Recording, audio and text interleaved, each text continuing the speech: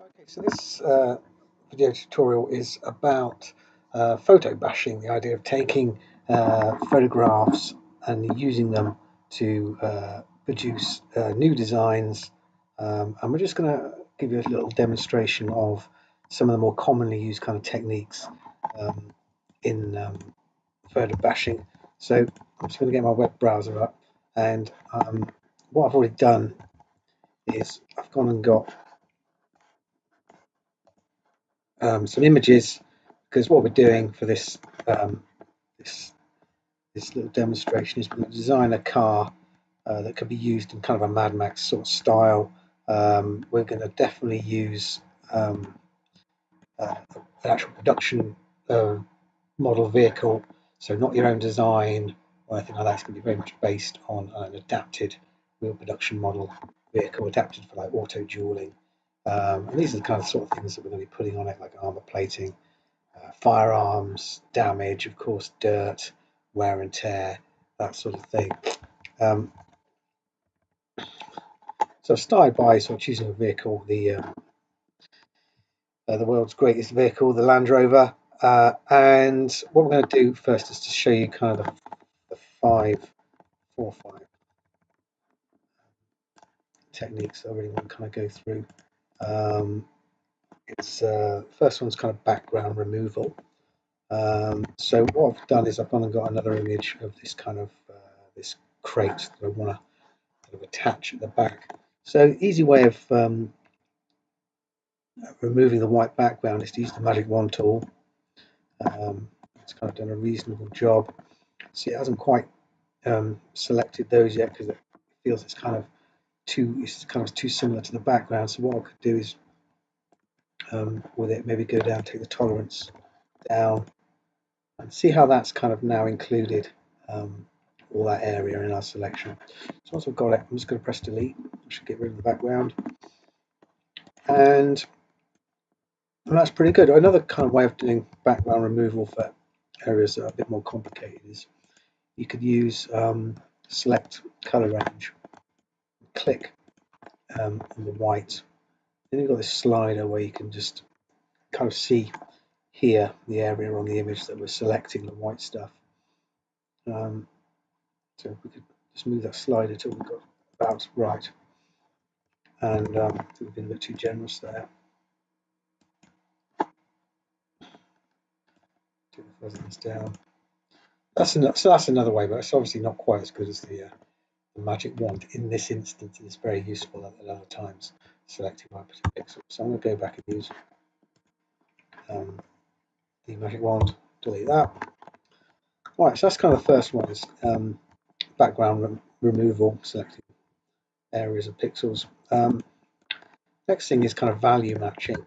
You'll often find that the image you get off the internet and the image you're trying to photo bash it onto are kind of different, right, in terms of kind of hue and value and so forth. So what I'm going to do is I'm going to go up to adjustments and go levels. It's also Control L, and what you can do is just kind of fiddle with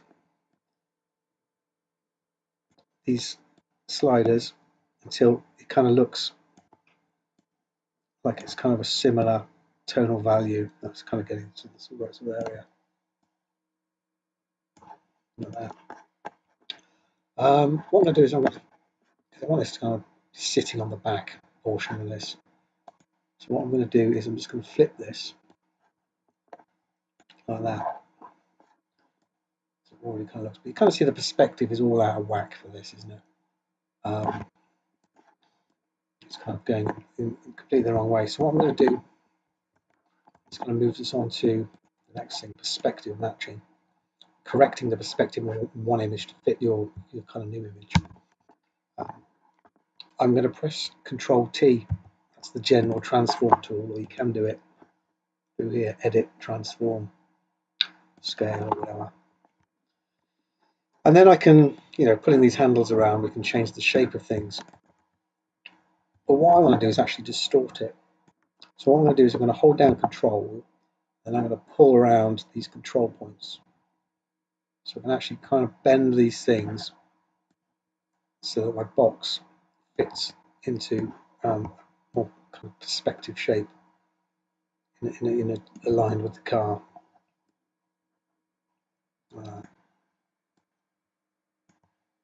Do the middle ones as well. Now, I can only take you so far. I still feel this isn't actually perfect. But I'm going to set that, and then using the lasso tool, I'm holding down Alt here to make straight edge selections. I'm just going to get this bit. This is the bit that feels a bit wonky. And I'm just going to bend that into shape.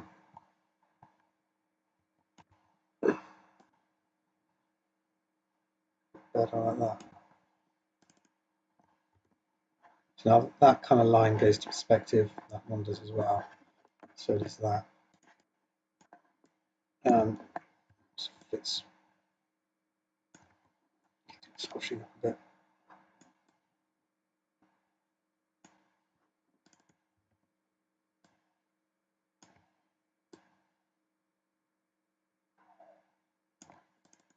There, like that.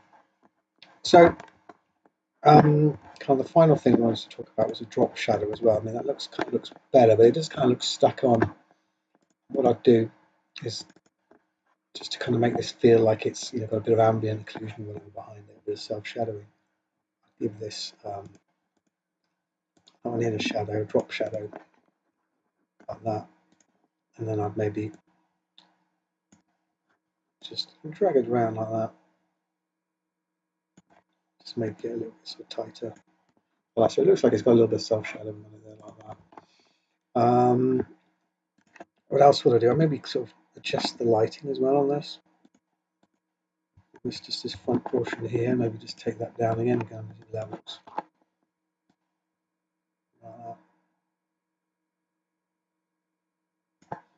Yeah.